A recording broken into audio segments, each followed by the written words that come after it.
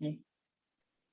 Claire, I am super happy to be talking to you today.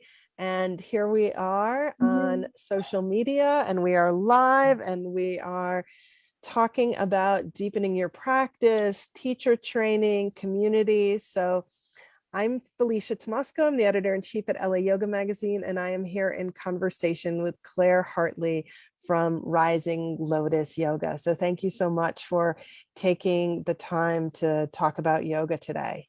Yeah, I'm so happy to take this moment at this particular time in our history to find something with something that can be really helpful, hopefully, and perhaps inspire somebody to recommit. It's been difficult, I'm sure, for a lot of people at this time to sort of recommit to their practice because a lot of people have ended up being at home. But it's a new year. Let's figure out how to recommit to the practice that we love so much. So thank you for having me. Well, absolutely. And I think, as we're talking in this moment, so some of you watching this are going to be watching this on January 11th when Claire and I are talking, and some of you will be watching it after January 11th. But the thing is, we are in the beginning of a new year, and this is 2022, not just 2020 part two, but 2022 moving into moving into a new future. We don't need 2022 part two, do we? No, we need part two of nothing. We need more part one. Oh my gosh, yeah. And I think you spoke to something that many people have been practicing yoga at home and probably are still continuing to. And one of the things that I think you've done so beautifully at Rising Lotus is find ways to continue to have opportunities for people to connect in community, whether they're at home or in the studio. And if you could speak a little bit about what community means to you as a yoga practitioner, as a yoga teacher, and what are some of the initiatives that you're doing around community at Rising Lotus? Yeah, I mean, for me, community is everything. It's the reason the studio exists. It's the reason to have fought so hard to keep the studio open at this incredibly difficult year and a half. Obviously, the yoga practice can be done anywhere, which is why we love it. And you can do it in a studio, you can do it at home, but we thrive so much through community. We learn from each other. We have these fantastic mirror neurons, seeing others, not just through the practice, but also showing up and seeing somebody who knows your name and knows a little bit of something about you, or meeting a friend there.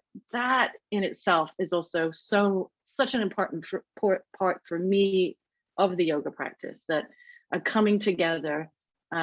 It's maybe one of the top reasons why I initially opened the yoga studio back in 2006, is that if I was going to stay in Los Angeles, I really wanted an intentional community that we could gather.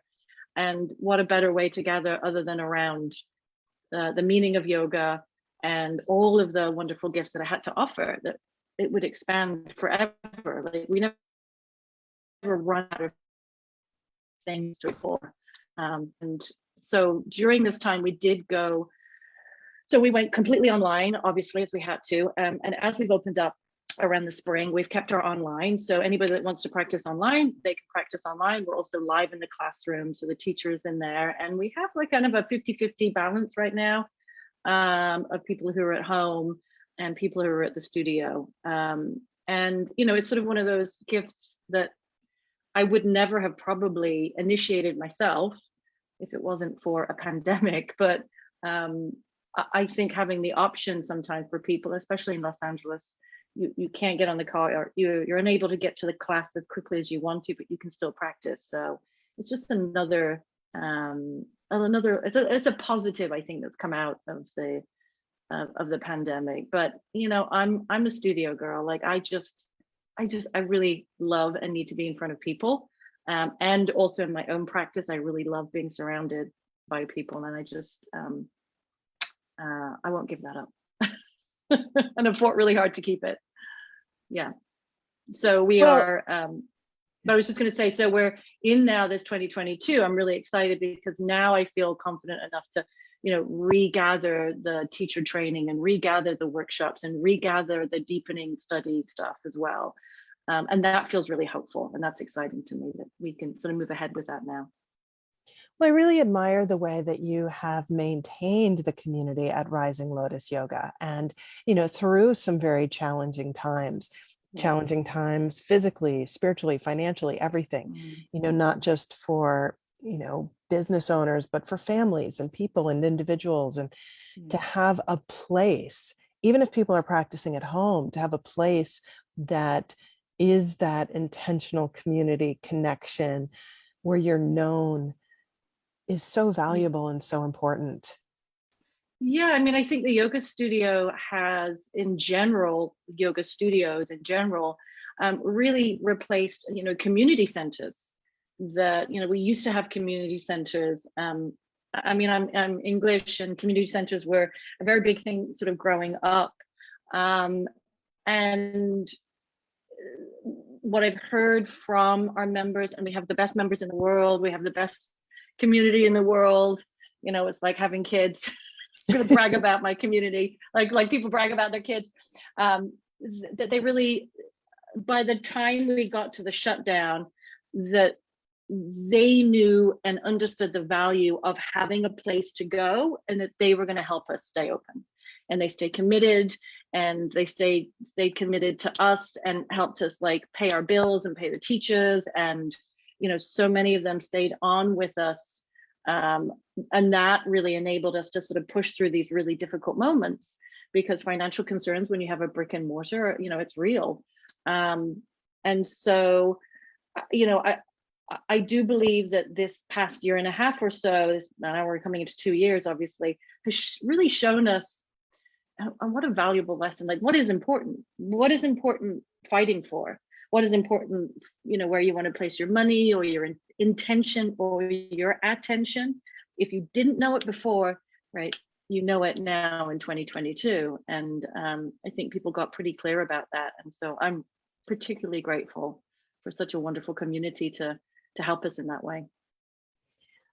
Well, in speaking about community, I think there is an aspect of deepening your practice that comes from practicing in community. We know that ultimately yoga is an individual practice. We're on the mat by ourselves, but we are supported by the positive peer pressure of community. We are supported by the encouragement of community. We're supported by the accountability of community. And could you speak to what are some of the ways that you have seen community be part of somebody deepening their practice? Yeah, well, I think that a process of deepening your practice, it really starts with a commitment to your time and your energy. I mean, it can sort of happen by accident, and you suddenly realize, wow, I feel like I'm starting to understand some things about myself and my practice. But there is an intention there of where, and again, I'll go back to setting that intention of where you want to place your attention. And when you're in community, and when you're doing that under sort of the umbrella of a teacher or teachers, there's a process that happens that the care under somebody's tutelage is everything, especially in the yoga practice. Like, we can just talk about just sort of the asana.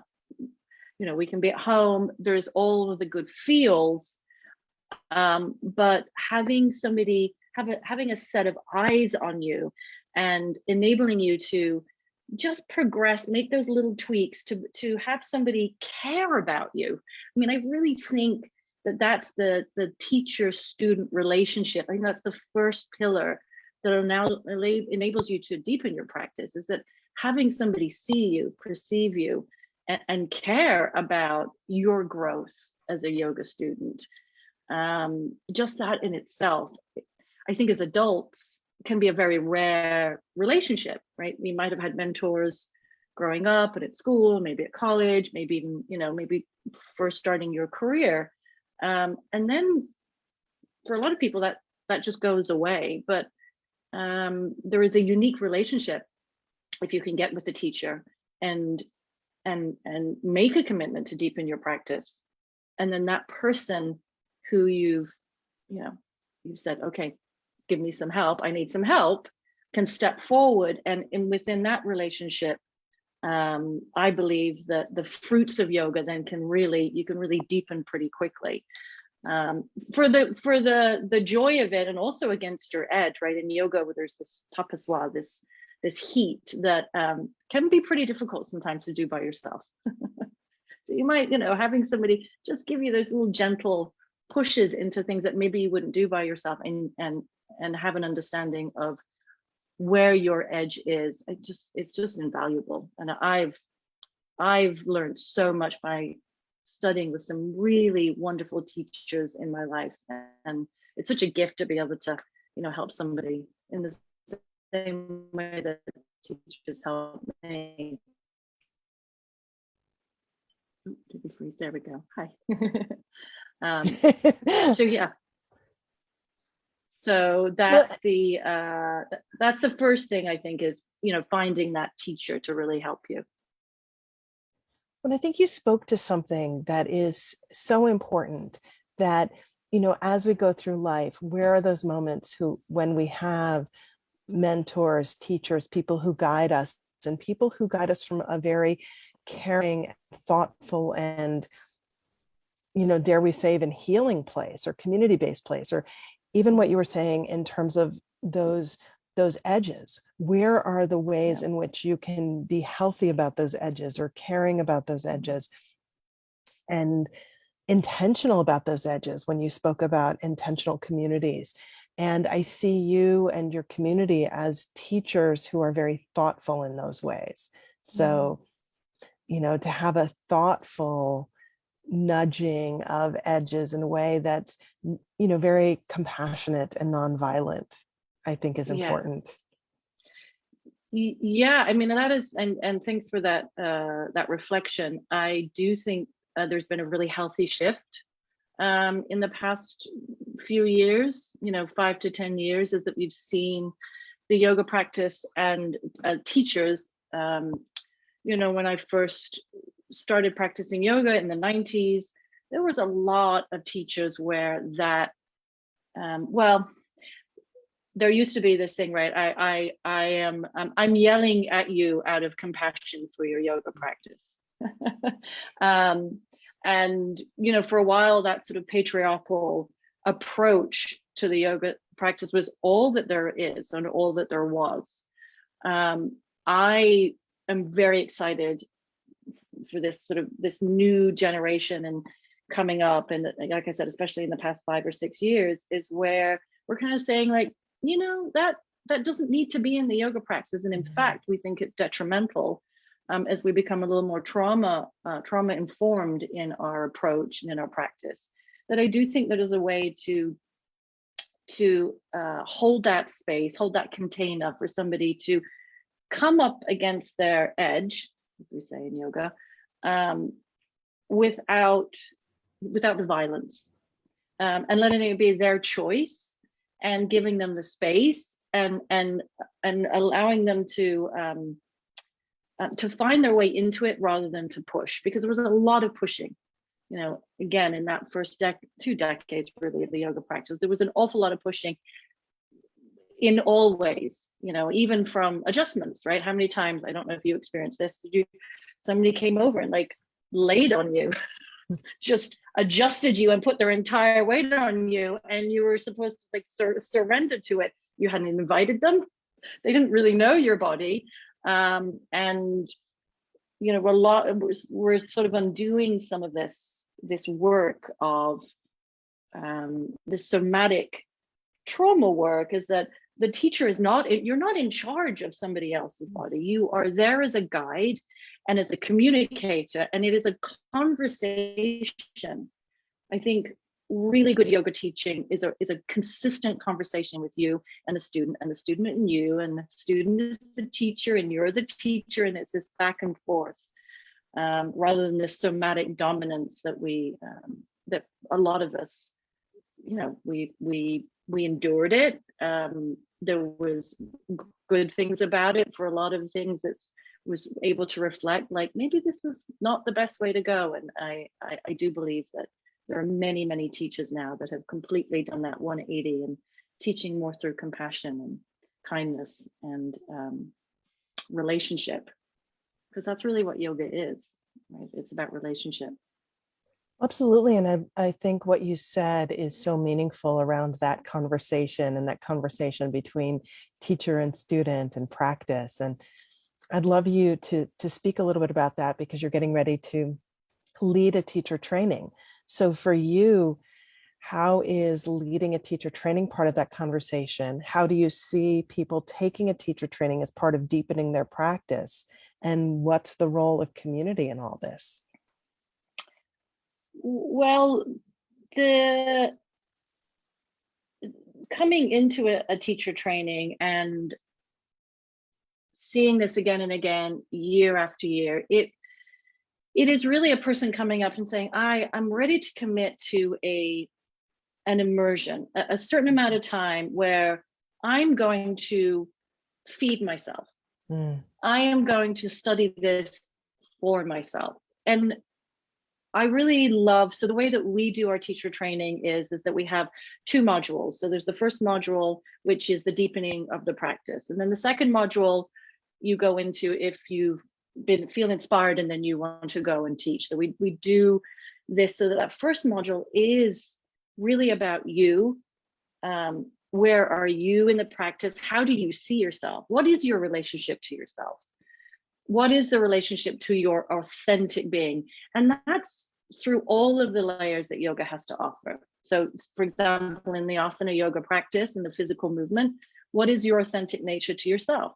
A lot of the times people are coming in and so much of their actual physical movement practice is just through repetition and watching other people do it. Wonderful. But that immersion gives you that, like, why do I put my foot there? Actually, how does that feel? What is happening in my knee? Where are the pain points in my body? And beginning to unravel the things that we haven't paid attention to for a really long time. And within the training practice, because it's done in a community setting, right? You have other people, everybody's learning from each other, which makes my job so much easier, right? So I can come in, I can step back, we look at somebody, and watching people see each other in themselves as they perceive, as we sort of move around the room and look at one body and look at the other. It's so enlightening, because first of all, a person might not have ever been sort of perceived in that way or cared for in that way. That can be really, well, it can make people feel very vulnerable, but that can also help unblock us. Like, what are we hiding from? Here's a community, everybody's here, they want the best for you. So that just in itself, right? How many of us have such a hard time receiving, right? Receiving help.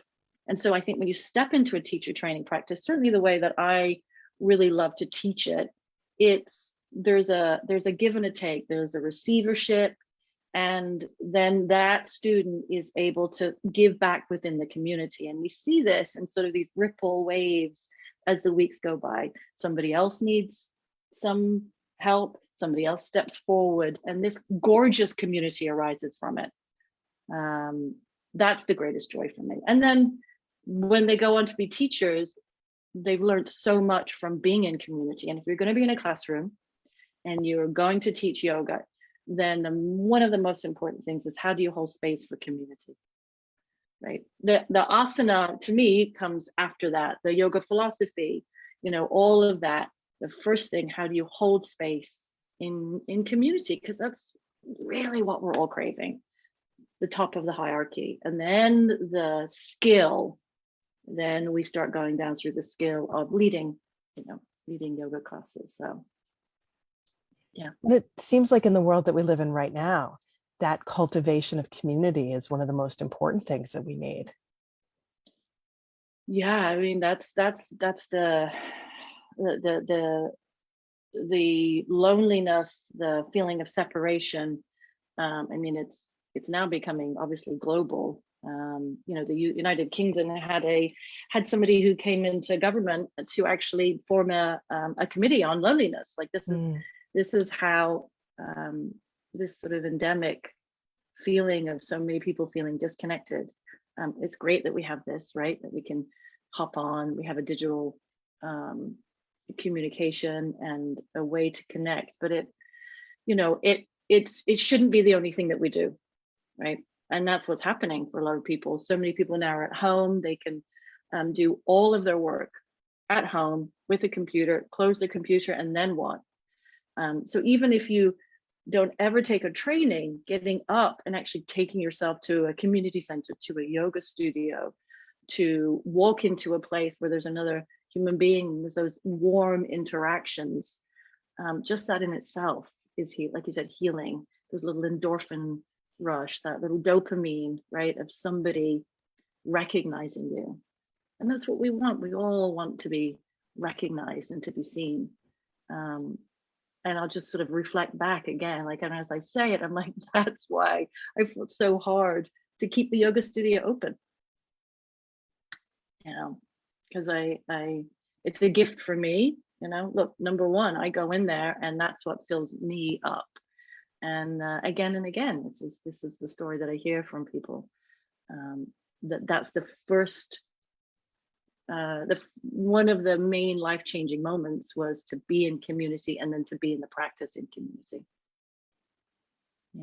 Yeah, I feel like I want to come and take the teacher training. Yeah. Just to hang out. Listen, just to have fun. You've got the whole yoga practice, but come in just to have the fun. And as in Ireland, we say, have the crack. Well, again, it feels like that's what the world needs right now. And for people who might be thinking to themselves, well, I don't really plan on being a yoga teacher, but what is it that I need in order to be fed? What is it that I need in order to be nourished? And like you said, to set aside that time for the immersion, and that time for the deepening of practice, and that time for being in a community of people who are willing to be your cheerleaders. And it's that time that we set aside within the training, that there are these words in yoga that are abhyasa and vairagya, right? The abhyasa in yoga is the practice, but it's also, what are we picking up? So what are we keeping in the practice? What are the jewels of the practice? And we get to really explore that for ourselves. What are we picking up in the practice? And then the vairagya is like, what are we putting down? Mm-hmm. What are we letting go of? And so we all have life conditioning that we've picked up, stuff that we're carrying around within, that have been given to us throughout the years. And this immersion that we move into yoga starts to ask the questions like, well, is that yours? Did you pick it up? Is that part of your practice, or is it just habit? So we start to move through your habits in that way, and then you can perceive it. Then there's choice. And I think that's the wonderful gift of a deeper training in yoga, is that you can start to see what is mine, what is not mine, and the freedom around that choice, because you can perceive, actually, finally, who am I? Right? Or at least start that path of that authentic question of, who am I? Am I my whole self? Is this mine? Was it given to me? And so as we move on that, we reflect with each other the stories as well around, like, wow, I never thought about that. Actually, I continue to think of this way because it was my mom, my dad. Not that I want to blame our parents, our wonderful parents, for everything, but as adults, that sort of pausing moments where we reevaluate, how do we want to move forward with our lives, and that's pretty incredible, and a privilege if we get the opportunities to do that. That's what I love. It sounds beautiful. And what advice would you give to someone who's considering a teacher training at this time, and maybe considering your teacher training as part of community or deepening their own practice? Yeah, I mean, I think there's many, many different reasons why somebody might take the time at this particular point in their lives. And there are many. And certainly we have wonderful, also, we've talked a lot about the deepening of the practice, but we also do train wonderful yoga teachers. So your desire, I know for me, when I went into my first yoga teacher training, I wanted to teach. And I'll tell you, the reason I wanted to teach was because I wanted free yoga. So I was like, I'll teach a couple of classes and then I can get my free yoga membership, because really all I wanted to do was practice. Not a bad exchange. But I think there are many different ways that you can bring a yoga teacher training into your life, whether you become sort of a formal yoga teacher with a class.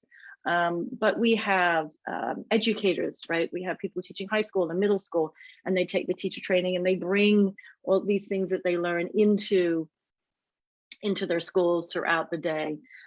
We have people that go on and they work with our elders and the elder generation. We have people that go on and decide that they want to work with kids, and so they take these tools into working with children in different ways. And so there's this sort of myriad, this beautiful gift that at the end of it, that you can take this gift of this training and help whoever's first in your life. And that's what I like about it. Like, whoever's in front of you, there's somebody that will benefit from your knowledge that you have right now. And if we can have more people giving the gift of yoga and what it has to say about who you are, and the kindness and the compassion, and how we're all so hard on ourselves, and by slowing down and by teaching a little breath and maybe some movement and some self-care, I don't see how that's ever a bad thing. If there's anything that we need right now, it's that. And so I just think about little points of light, right? Little leaders everywhere, perhaps spreading some light everywhere they go. And I think that's the beginning. And if that's the desire, spreading a little light, then I think probably, some training is right for you. Well, I think that's beautiful. And I think we all need to be in this global community of spreading more light. So the more people now taking the time to be in community, to share their passion for practice, to sign up for teacher training. So I did put the link for your teacher training program in the first comment in this video. So please check it out, learn more about Claire and the Rising Lotus Yoga community. And we will, share this video. Please share it with friends, who might need a little bit of inspiration, and just that reminder that, our practice and yoga studios and these places can be great sources of community and compassion and kindness. And I hope we all continue to share lights around the world. Yes, thank you so much for taking this time. That's really lovely of you to share this. And I'm so happy to talk to anybody that wants to talk anything yoga wise. Just message me, and I love to speak about this wonderful topic that we all love so much. So thank you so much, Felicia. Yeah, thank you so much, Claire. And I hope people continue to reach out to you. And thank you for continuing to hold a space of community. Thank you for doing a teacher training program and offering, this great practice. So thank you so much. Namaste, Felicia. Namaste.